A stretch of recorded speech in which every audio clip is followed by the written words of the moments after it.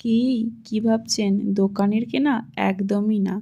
দোকানের কেনা মিষ্টি তো আমরা ভোগ লাগাই, কিন্তু নিজের হাতে মিষ্টি বানিয়ে এই জন্মাষ্টমীর দিনে গোপাল সোনাকে ভোগ লাগালে এক আলাদাই অনুভূতি, তাই না? তো চলুন, যাতে আপনারাও এইভাবে গোপু সোনার জন্য লাড্ডু বানাতে পারেন সেটা দেখাই। তো প্রথমেই বলি, এই রকম একটা হাতা তো সকলের বাড়িতেই আছে। তো এই হাতার 3 হাতা নিয়ে নিতে হবে বেসন। তারপর পরিমাণ মতো জল দিয়ে ঠিক এরকম একটা ব্যাটার বানিয়ে নিতে হবে। তারপর গরম তেলে কোনো শেপের দরকার নেই, যেমন ইচ্ছা ছেড়ে দিন। তারপর এরকম হালকা করে ভেজে নামিয়ে নিয়ে ঠান্ডা হলে হাত দিয়ে একটু এরকম টুকরো করে নিয়ে মিক্সিতে গুঁড়ো করে নেব। এবার এদিকে বানিয়ে নেব চিনির সিরা।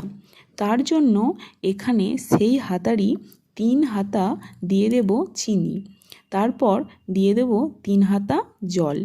এরকম ফুট ধরলে এর মধ্যে 3টি এলাচ গুঁড়ো করে দিয়ে দেব। এর মধ্যে একটু সুন্দর কালার আসার জন্য 1 চিমটি ফুড কালার দিয়ে দিলাম। আপনারা চাইলে নাও দিতে পারেন, আমার হাতের কাছে ছিল তাই দিলাম, না দিলেও কোনো অসুবিধা নেই।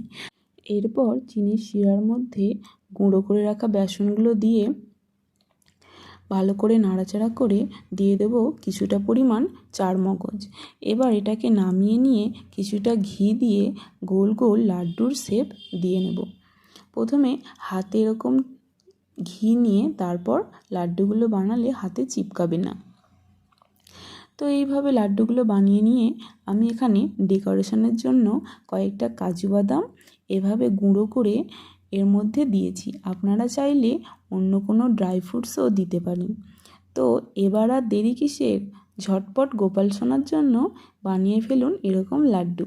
জয় গোপাল, হরে কৃষ্ণ, হরি বল।